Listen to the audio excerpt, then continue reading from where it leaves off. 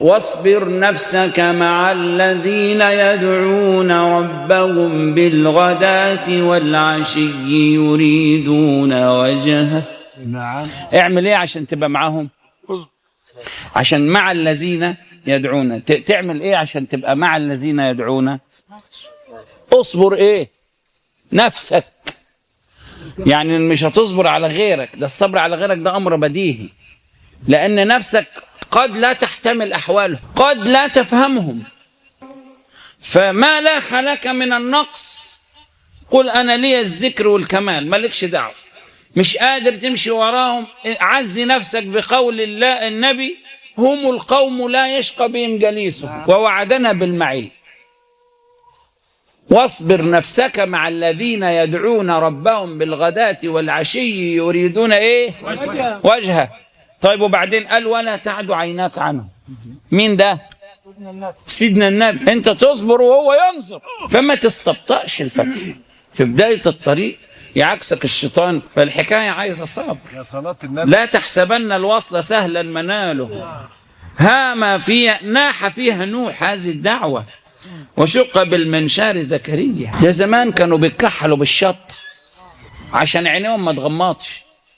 ده زمان كان الواحد فيهم يحط حلة المية ويقف فيها عشان يفضل يكمل الورد.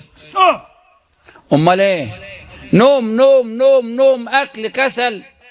هذا الكون يا عباد الله معبد، ما هواش معلف. والطريق ده والسكة دي عايزة رجال، عايزة رجال صدقوا ما عاهدوا الله عليه. شوف يقول ايه: فمنهم من قضى نحبه ومنهم من ينتظر وما بدلوا تبديلا، وكأي من نبي قاتل معه ربيون كثير فما وهنوا لما أصابهم في سبيل الله وما ضعفوا وما استكانوا. دي لا عايزة وهن ولا ضعف ولا استكانة. الوهن يعني ايه؟ قلة الهمة النفسية. قرين يضحك عليك فماسك القرآن، هقعد اقرا يقول له: انا مش فاهم، اصل انا مش حاسس بخشوع. مش مهم خشوع، اقرا. الخشوع ده مش بتاعك، مش من عندك، ده من عنده هو. ما تخليش حد يضحك عليك. فيدخل الشيطان يقول لك: انا حاسس ان الورد اليومين دول مش متلذذ انا بيه. امال ايه الحكايه يعني؟ طب بلاش منه خالص يعني. قولوا انت مش متلذذ. لا تنزعج من الذكر مع وجود الغفله، يذكر بالغفل عشان يذكرك هو بالحضور. نعم. انما الشيطان مدخل يقول لك: يا عم لا، ما انت مش كويس، اصل انا حاسس ان انا وحش. طب وحش؟ ان الحسنات يذهبن السيئات. اذكر انت بذكر اللسان، فذكر اللسان يزيح سيئات الاركان، فيحصل الحضور في الجنان، يحصل لك البركه. اوعى تخلي الشيطان يحدثك وتحدث وتتسهر معاه، واللي يقول لك انت وحش قول له: وحش وحش ليه يا رب؟ حلو. الله يا اخي، انا حد قال لك ان انا نبي؟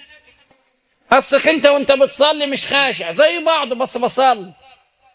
اوعى الحاجات دي بيضحك بيها، بياخد المريد بيها من على السكه. الخشوع كده: تروح تتوضى فتحسن الوضوء خلاص، وتحط المصليه بتاعتك وتقف، والباقي بتاعنا احنا. اللي مخليك مش عارف تخشع ان انت متخيل ان الخشوع هتطلعه من جيبك او هتمد في قلبك تطلعه.